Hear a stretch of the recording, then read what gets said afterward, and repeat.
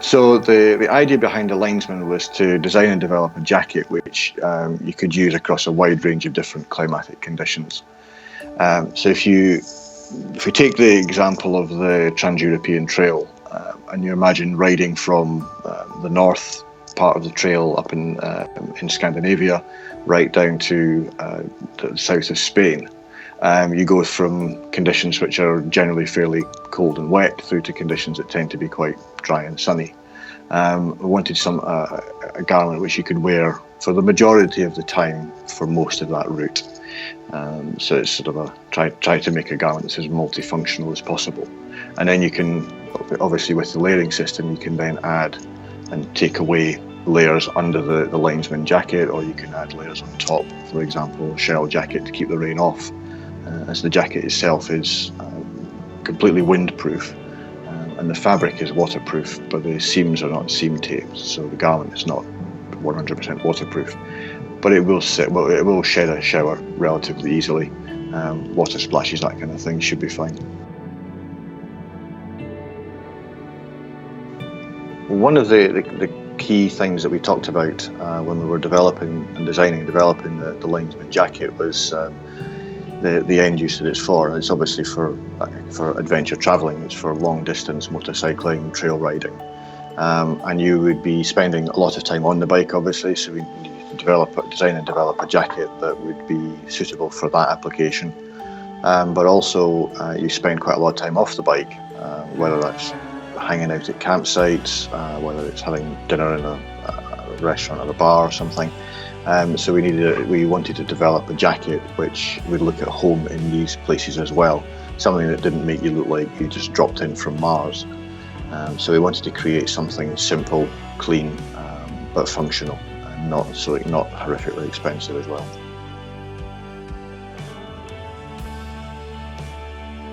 There are two main fabrics we're using in the LinesmanJacket. They are both based on a soft shell technology, which is a way of creating a soft and flexible material which is also wind resistant and water resistant, not waterproof but water resistant. The fabrics are comprised of 3 layers. We have the outer face of the fabric, which is the one that you see when you pick the jacket up. We have a membrane that sits in the middle, and on the inside of the fabric we have a fleece material, so a sort of insulative polyester fleece, brushed fleece fabric, which creates a degree of insulation, and it also creates a nice comfortable feeling for the jacket.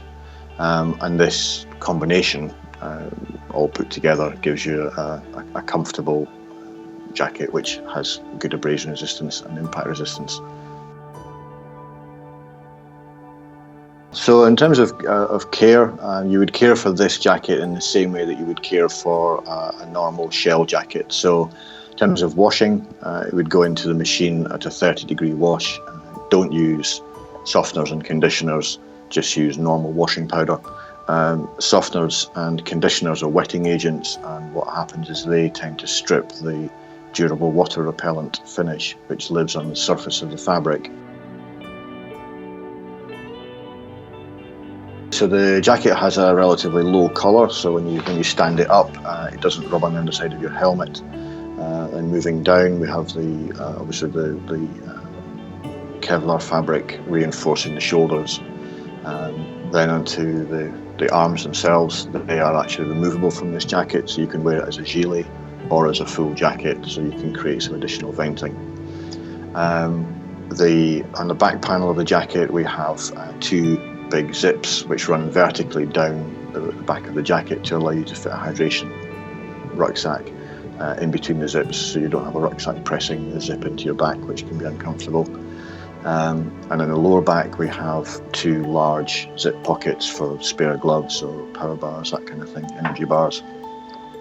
On the front of the jacket we have 2 chest pockets which have mesh linings, pocket bag linings to them, and this allows air in at the front of the jacket, and obviously the air will then leave via the vents at the back. And lower down the front we have 2 hand warmer pockets, simple elasticated cuffs, and then we have a drawstring hem as well to help keep the wind out. And then internally in the jacket we have pockets for shoulder armour, elbow armour and back protector. as well. So the jacket is not waterproof, no. The fabrics that we're using have a membrane inside which is windproof, waterproof and breathable, but because we don't seam tape, because we don't tape the seams of the jacket, it means that the water can then penetrate through the seam holes of the jacket. So whilst it will shed a shower quite happily, or shed water splashes, that type of thing, it won't keep you dry in a rainstorm.